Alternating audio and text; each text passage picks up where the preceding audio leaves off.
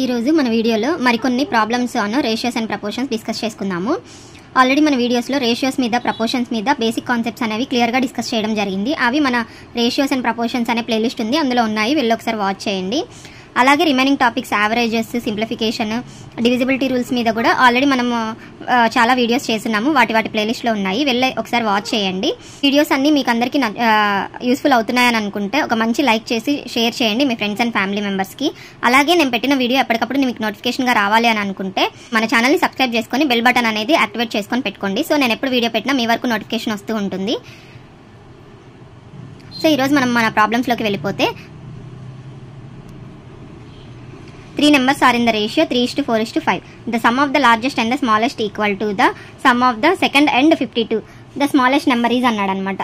So ఇక్కడ మనకి ఏమని ఇచ్చారంటే 3 numbers ఇచ్చారు, ఏబిసి అనుకుంటాను. ఏబిసి అనేవి 3 numbers అనుకుంటే వీటి రేషియోస్ 3:4:5 అనమాట. అంటే ఇది నేను 3x, ఇది 4x, ఇది 5x అన్నాడు అనమాట.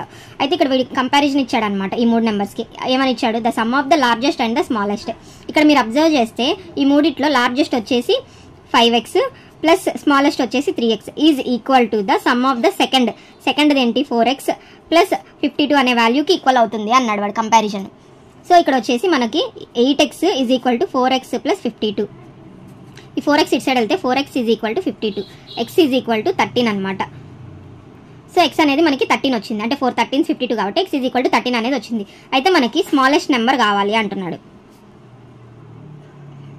ఏంటిది స్మాలెస్ట్ నెంబర్? ఈ మూడిట్లో ఏమవుతుంది? 3x అవుతుంది. 3 × 13 అనేది 39 అనేది ఆన్సర్ వస్తుంది అనమాట ఈ ప్రాబ్లమ్కి.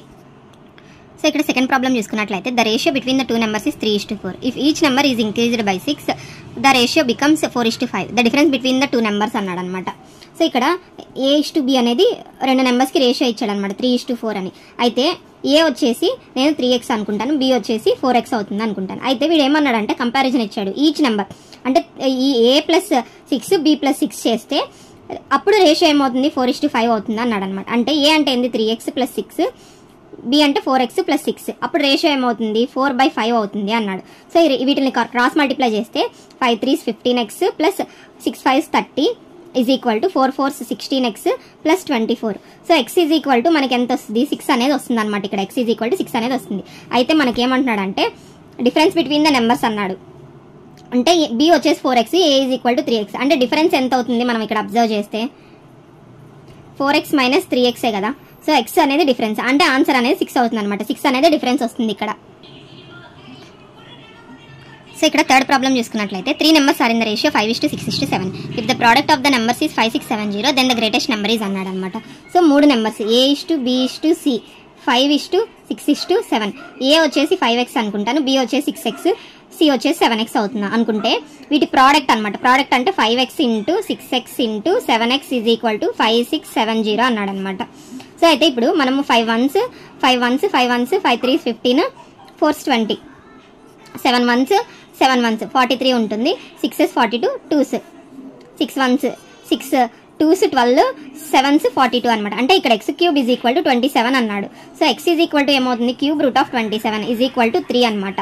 సో అంటే x ఈజ్ ఈక్వల్ టు 3 అనేది మనకు వచ్చింది. వాడు ఏమన్నాడు? గ్రేటెస్ట్ నెంబర్ అన్నాడు. సో ఈ 5x 6x 7x 3 అబ్జర్వ్ చేస్తే మనకి గ్రేటెస్ట్ నెంబర్ ఏమవుతుంది?